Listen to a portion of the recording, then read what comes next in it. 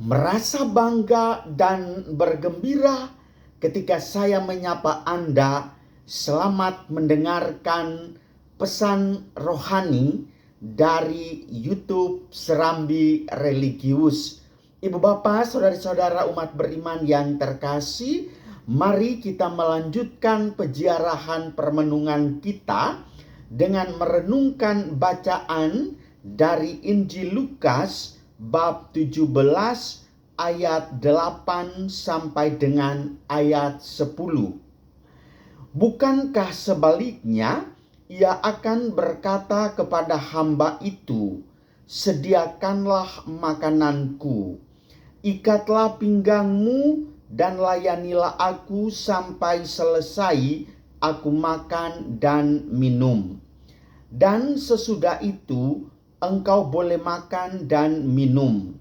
Adakah ia berterima kasih kepada hamba itu karena hamba itu telah melakukan apa yang ditugaskan kepadanya?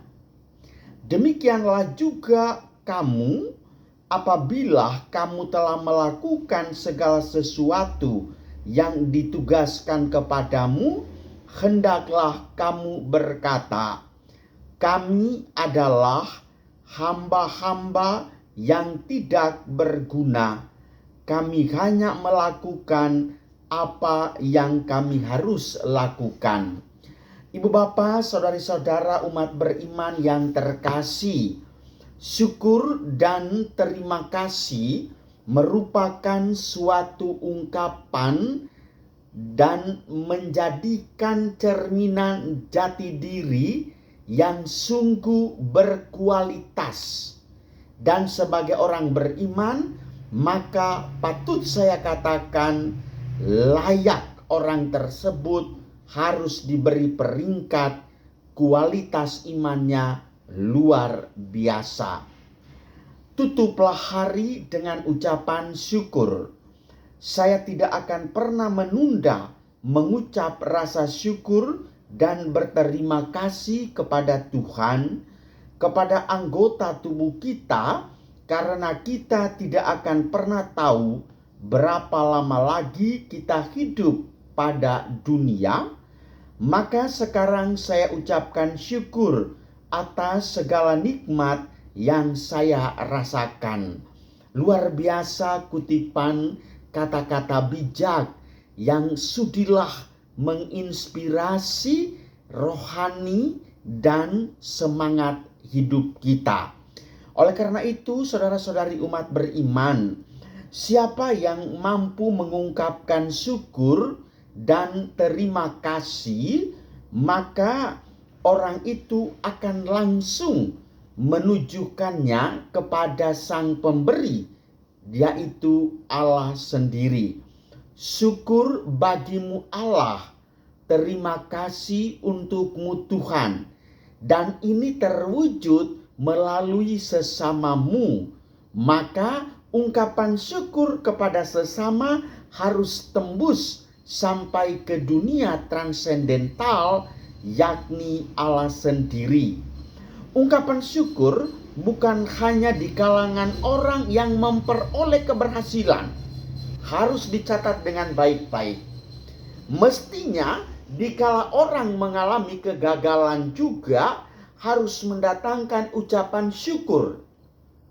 Dikala ada keberhasilan dalam hidup, kita mengucapkan syukur kepada Allah karena semuanya itu terjadi berkat campur tangan Tuhan. Sementara itu, dikala ada kegagalan, kita juga mengucapkan syukur kepada Allah karena Allah memberi kesempatan kepada kita untuk mengintrospeksi diri dan bertobat menuju jalan yang baik dan benar.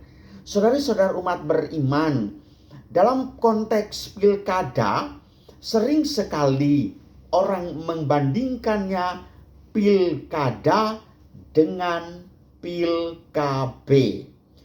Pilkada kalau sudah kena dan sasaran yang dicapai sudah pas, maka dia akan melupakan segala-galanya. Sedangkan pil KB, kalau dia lupa akan sasaran yang dicapai, maka akan kena segala-galanya. Luar biasa.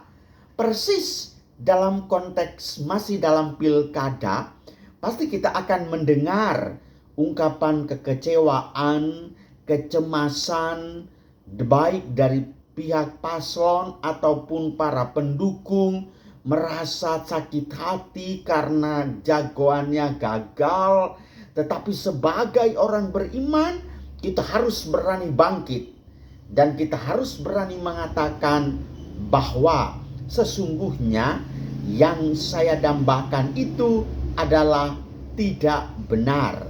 Atau persisnya dalam bahasa manusiawi, tidak sesuai dengan pilihan orang banyak. Dan itu harus disyukuri karena Tuhan masih memberikan kesempatan kepada yang bersangkutan untuk mengintrospeksi diri. Saya sangat salut dengan salah satu waktu itu calon anggota DPR RI. Beliau sudah di 2 periode di Dewan Pimpinan DPD mewakili Provinsi Kepri.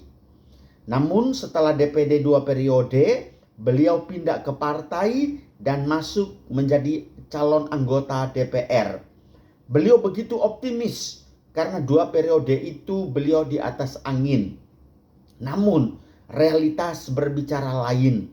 Beliau kalah. Namun luar biasa juga. Saya mengatakan Bapak itu luar biasa. Dia mengundang orang-orang yang dipercayakan, yang selama ini mendoakan beliau, yang mendukung beliau, dan mereka mengungkapkan syukur bahwa ini Tuhan punya rencana lain terhadap saya. Dan dalam kata sambutan bersama istri mengatakan, Tuhan memiliki tinta yang digoreskan tersendiri dalam lembaran kehidupan saya yang baru. Awalnya saya merasa tersudutkan, merasa tersakiti karena impianku gagal. Tetapi ternyata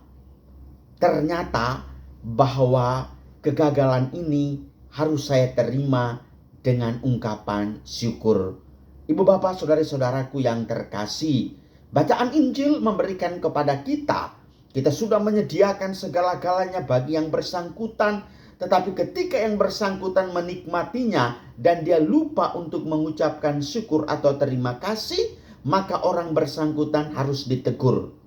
Dengan demikian juga kalau seandainya dia gagal, bukan berarti dia berbalik arah, dia menentang arus, bahkan memboikot Tuhan. Harus disyukuri, terimalah realitas dirimu itu. Maka kepada para paslon, kepada para pemilih kontestan, terima juga, berhasil atau tidak, syukurilah itu dalam kuasa iman. Ungkapan syukur adalah kualitas iman seseorang. Artinya apa? Orang dengan rendah hati dan jiwa besar mengakui kemahabesaran Allah yang menguasai seluruh kehidupan dalam untung maupun malang. Kualitas dan berangkat dari realitas menunjukkan bahwa intensi kehidupan kita oleh Allah menggariskannya secara lain. Dengan demikian, dalam segalanya kita harus dalam kekuatan iman berani mengatakan Allah sungguh menjadi segalanya bagimu. Totus tuus Deus meus. Oleh karena itu, marilah di tengah masa pasca pilkada ini berhadapan dengan realitas yang sesuai dengan impian atau tidak sesuai dengan impian. Di dalam iman Yesus akan Yesus Kristus, kita berani mengatakan syukur dan terima kasih. Beginilah jawaban Tuhan atas kehidupan, harapan, permohonan, dan perjuangan kita. Masih ada waktu untuk bersyukur. Tuhan memberkati kita semua. Amin.